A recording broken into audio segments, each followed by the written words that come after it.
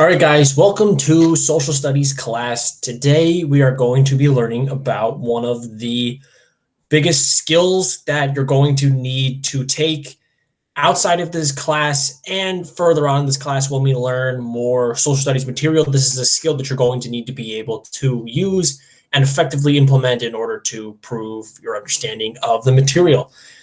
The skill that we are going to be learning today in class is crafting a formal argument. So I'm going to be showing you guys how to do that, how to outline your argument, and then how to actually include things that you're going to need in the argument. So before I go into the skills that are necessary in crafting an argument, I have a question for you guys. Has anybody seen this movie? Is anybody familiar with this movie? If you are, you can just do the little like hands up feature in Google Meet. I'm just curious how many of you guys have seen Captain America: Civil War? Is there really only two of you guys? None of you guys have seen it? David, Matthew, Greg, none of you guys have seen this? I've played the one of the games that came before it. It was it was on the Xbox. I'm trying to remember what it was. Ultimate Alliance 2, which was basically the same thing. Okay, that's all right. That's fine. I mean, we're going to go over the premise of the movie anyway, so you guys aren't gonna have to worry about being like, oh, like what's happening in this movie? What's this about? Don't worry. So for the two that have seen it, Jack and Danielle, I have a question for you guys. Who do you guys think was right? Do you think Captain America was right, or do you think Iron Man was right? And since you were the only two that have seen it, I think both of you should give me your opinions. I don't remember like a lot. I watched it a while ago, but I think I was on Iron Man's side. Okay. Jack, what do you think? Yeah, it's crazy because when this movie came out, me and my friends would all go back and forth. And as much as I think Captain America was right, like because the heroes, like essentially the heroes, they're too prime time to be a part of the government and have government restrictions, in my opinion. But Iron Man, like I like him better as a hero. So like if I had to choose which side I was on, I would pick Iron Man. But I think Captain America was right at the end of the day. Plus Iron Man got Spider-Man, so. All right, cool. I like that. I like that. So, as you guys can see, for those of you who aren't familiar, this movie is about it's a debate. Which character was right? Who was right in this argument? So, you guys are going to be learning about how to choose one side of the argument and then actually forming an argument in defense of that point. So, now before I go any further, we're going to complete an anticipation reaction guide. So can I have Matthew, can you please read the instructions, please? Of course. For each of the following questions, write in the chat board and your notebooks whether the answer is true, T, or false, F. Okay, thank you. So that's what you guys are going to be doing. I'm going to ask someone to read each of these questions, and if you think it's true, write T. If you think it's F, write, or if you think it's false, write F. So David, can you read number one? In a formal argument, providing evidence is not important, true or false. Okay, so write your answers in the chat.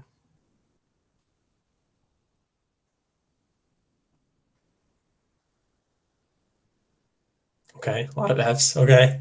Can Greg read number two? Yeah.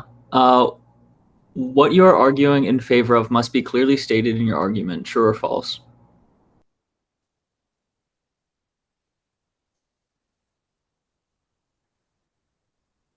Okay, lots of T's. Okay, it seems like you guys are pretty understanding of the material, but that's all right. That's okay. That's a good thing. Can I have Danielle R. read number three? In a formal argument, the evidence you call on must be useful in arguing your point of view. True or false? Okay, you guys know the deal.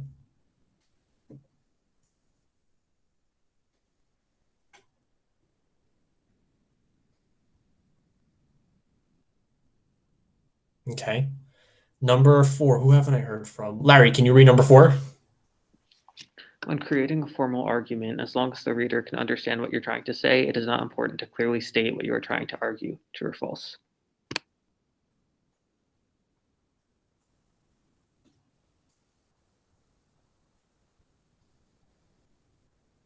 Oh, you guys are doing really well, actually. That's a good thing.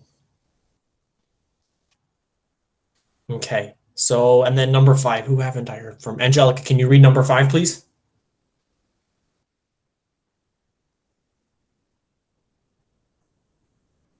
Angelica? Okay, that's fine. I'll just read number 5. There are 6 essential aspects in a formal argument, true or false.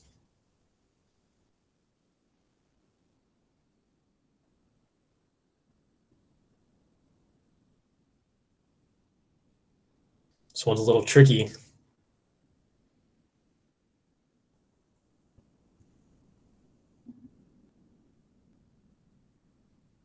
Okay, so lots of T's. Okay, that's okay. So hope you guys remember the answers that you put down. Don't worry, they're going to be in the chat board if you have to go back and reference them. So now what we're going to do is we're going to do a short reading. If I can find it here somewhere. It's here somewhere.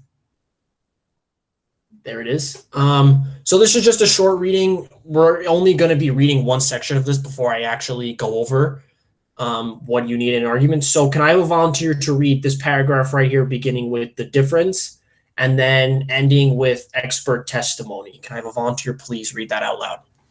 I can read it. Oh, nope, you got it. Yeah, nope, I won't. Got it. Okay. The difference between a formal and an informal argument is in the burden of proof. A formal argument clearly states the claim or position it argues and presents a well-developed chain of evidence leading to a reasonable conclusion supporting the claim. The chain of evidence itself may include a wide variety of elements, ranging from personal experience to statistical data and expert testimony. Okay, thank you, Danielle. Now we're going to go back to the slides. So what are the 2 most important parts when creating a formal argument? Number 1 is that you must clearly state the point that you are arguing in favor of or against. You don't want to leave it up to interpretation. You don't want the reader to be saying, "Oh, are they trying to say this? Are they trying to say that?" You want to clearly state for the reader, "I believe this. I believe X, Y, and Z," so that they can understand. And number 2, you must provide evidence that you can use to prove why your argument is correct. And then this evidence can be either used to prove why your argument is correct or why the opposing argument is incorrect. Oftentimes when doing this, coming at it from both sides is the best way to tackle it because you make your argument much stronger and much more fluent for the reader to understand. So you need to clearly state the argument and you need to provide evidence that you can use to support why you believe your argument is correct. Okay, so now, So now before I go on to the next slide, as I said, some of you may be unfamiliar with what happens in Captain America Civil War. Don't worry, we're going to watch a short summary. It's only 4 minutes long, just so you guys are familiar with the movie before I actually go into an argument as to why I believe one side or the other. So I hope this works.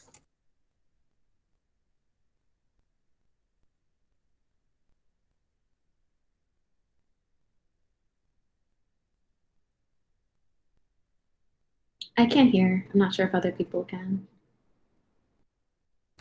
I'm going to do my best. Okay, so I think I need to present this screen muted, and then I need to, or maybe I think if you present that screen with the mic on. Yeah, okay. So I'm gonna, oh my God.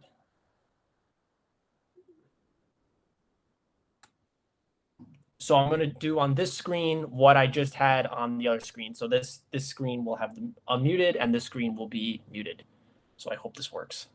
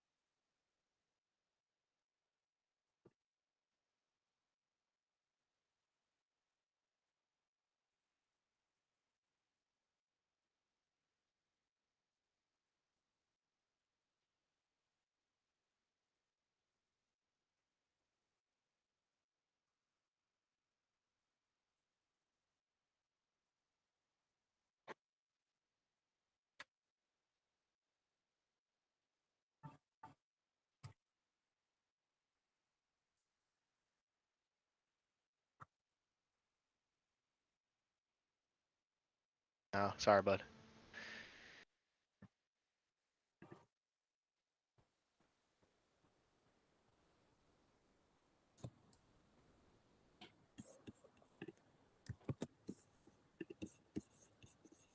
Sending, Sean, sending the link, or when you choose the tab, choose the one for presenting that says a tab. The third one down when you present it. I just sent the link, so that should work. Okay. All right.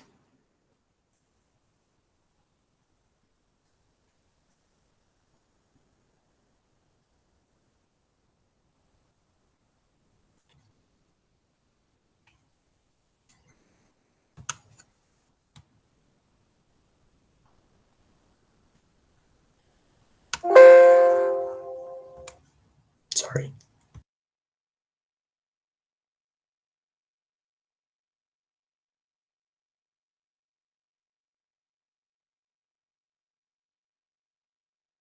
So when you guys are done, just like send in the chat and let me know you're done.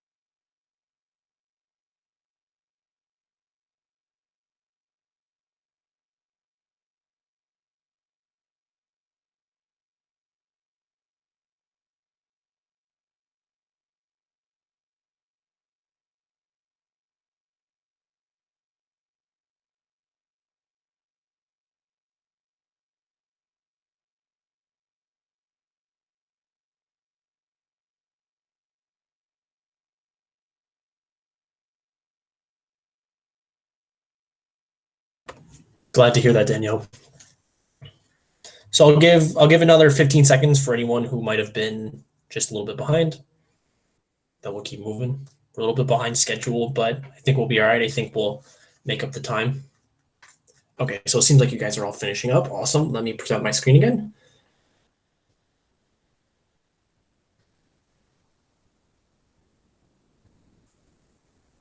Okay, so being an avid fan.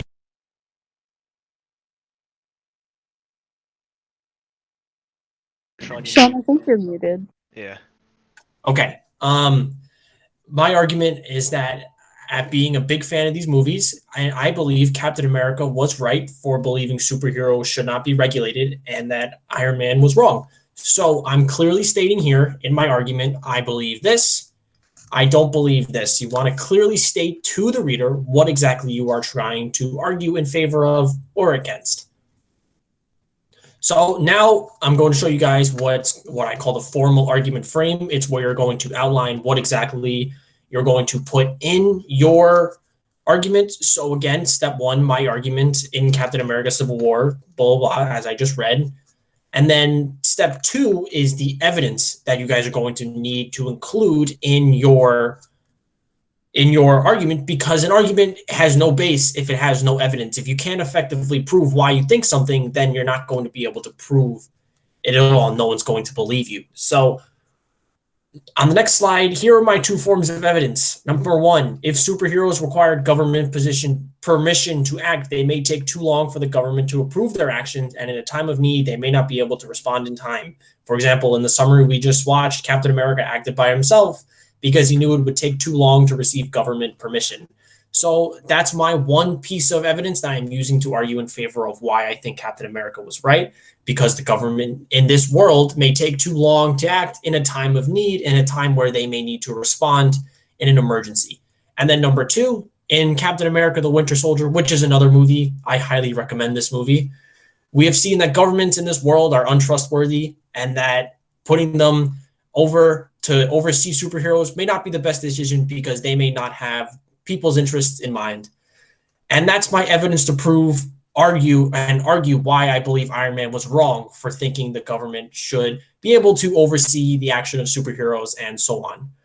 And just as a quick statement, guys, these are not any opinions about the government in real life. There are no superheroes in real life, and therefore my opinions on this movie are opinions of a fictional universe, entirely fictional.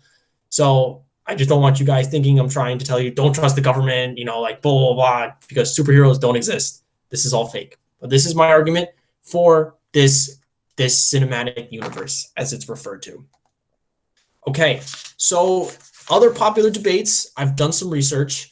Some of you basketball fans or sports fans may think, oh, Michael Jordan is better than LeBron James. Or some of you guys, ELA guys who are into reading, may think, oh no, I like PETA better than I like Gale in the Hunger Games, or I like Edward versus Jacob. I've never read the Twilight series, but I remember when those came out, people were talking about that all the time. So what I'm going to ask you guys is I will ask someone to either choose one of these, or if you want to choose something else that you want to argue with the class, we're going to be doing one as a class. So it doesn't have to be these three. It can be Yankees versus Red Sox, or it can be Coke versus Pepsi. So I'll give you guys 10 seconds to volunteer and choose one, and we'll come to a consensus as a class.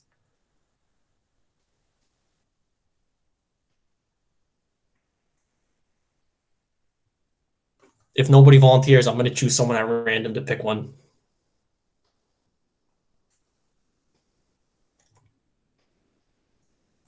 All right, Matthew, you seem like the last person who wants to choose one right now, so I'm going to call on you to choose one. Okay, let's do Edward versus Jacob. Okay. Is everyone okay with that? Does everyone approve? Okay, fine. We can do that one. Okay, so Edward, let me just write that down, versus Jacob. Okay, so that's the one we're going to do. So now let me go over to our frame. Matthew, what's the argument? Like, is it who's better? Who's a better boyfriend? I believe so. Yes, that is the argument. Okay, so do you want to choose one, or? I personally, I think it's Edward. Okay, so we'll do Edward. So Edward is the better boyfriend for what was her name? What was the name of the woman? Bella. Bella than Jacob. Okay, so that's our argument. We clearly stated here. We think that Edward is the better boyfriend for Bella than Jacob. So now what I'm going to give you guys, I don't think I can give you guys as much time as I wanted to, so I'm going to give you about 3 minutes. If you need more time, I'll give you more time, but you can turn your cameras off. I want you to go on the internet, so whether you want to Google, Bing, Yahoo, whatever you want to use, and find some evidence. Matthew and I think it was Danielle seem like they don't really need evidence, but that's okay. Some of you guys may not be familiar with these books. I'm not familiar with the book, so I got to read a little bit about it myself. So I'll give you guys a few minutes and I'll call you back. And I want evidence to prove why Edward is the better boyfriend and why why Jacob is not. So I'll see you guys in a few minutes.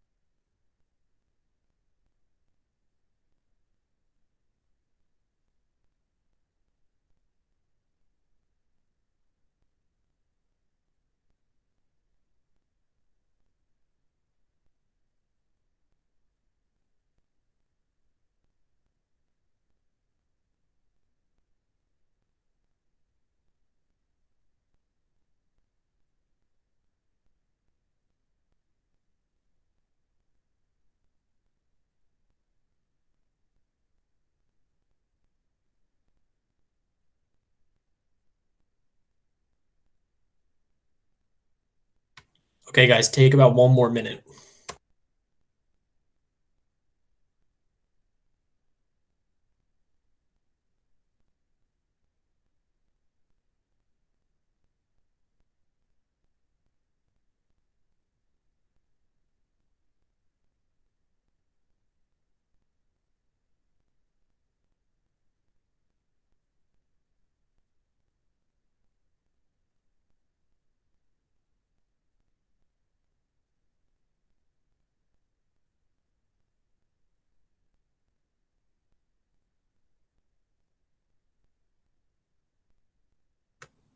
Okay, guys, can you start getting those cameras on and we'll come back. I hope you guys have plenty of evidence. I know I just read some and got some evidence too.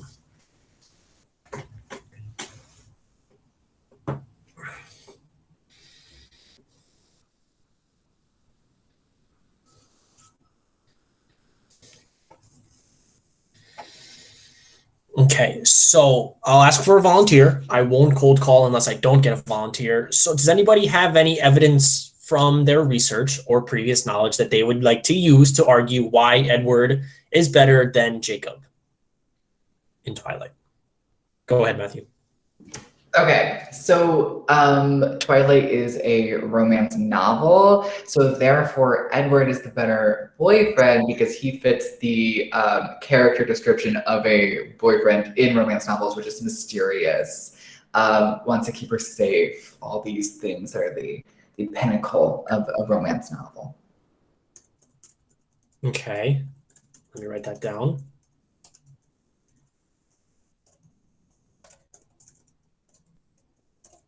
Okay, good. So I think that's a good piece of evidence. I like how you used it to argue why Edward is better.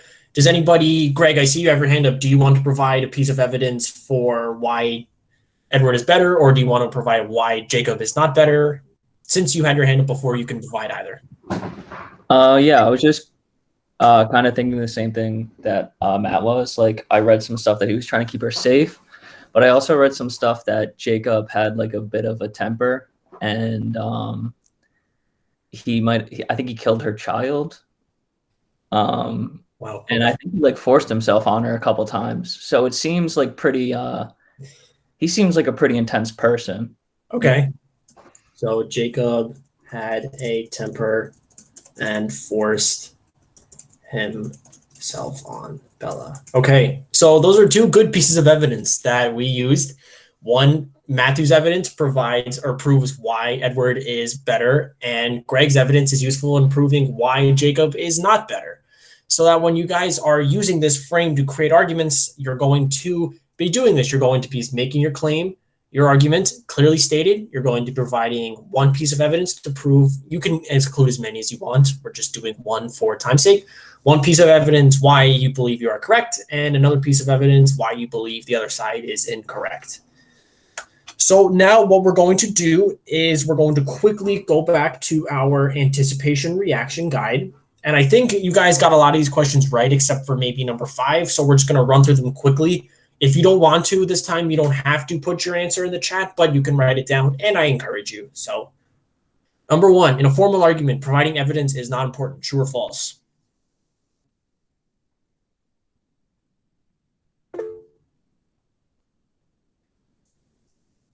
Okay. The answer to number 1 is false. Yeah, in a formal argument, that's as we went over, that's one of the most important things. That's one of the 2 things that I need you guys to include when creating an argument. Number 2, what you are arguing in favor of must be clearly stated in your argument. True or false? Okay, lots of trues, lots of trues. And the answer is true. Yeah, what you are arguing for, you must clearly tell the reader, this is what I am arguing, and this is what I believe to be true. So number 3, in a formal argument, the evidence you call on must be useful in arguing your point of view. True or false?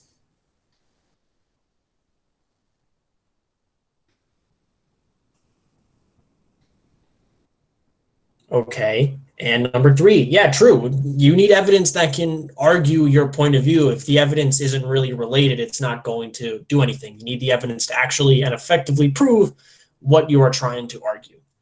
Number 4, when creating a formal argument, as long as the reader can understand what you are trying to say, it is not important to clearly state what you are arguing.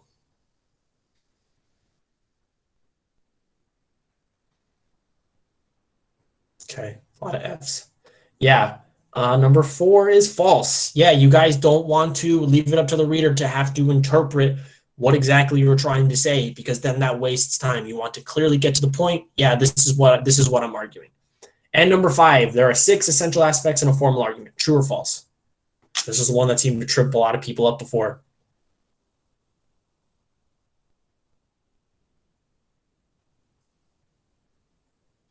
Okay, it seems like a lot of you guys are getting this one right now, which is awesome. So yeah, that is false. As we learned, there are 2 essential aspects of a formal argument: the clearly stated argument and then the evidence to prove it. So that one you guys take away from this is that's something you learned from today's lesson. That's something you came in, you didn't really know, weren't familiar with, and now you know. So that when we actually learn about federalism and learn more about the topic from this learning segment, you guys will better be able to craft an argument and know the necessary steps. Have a good day, guys.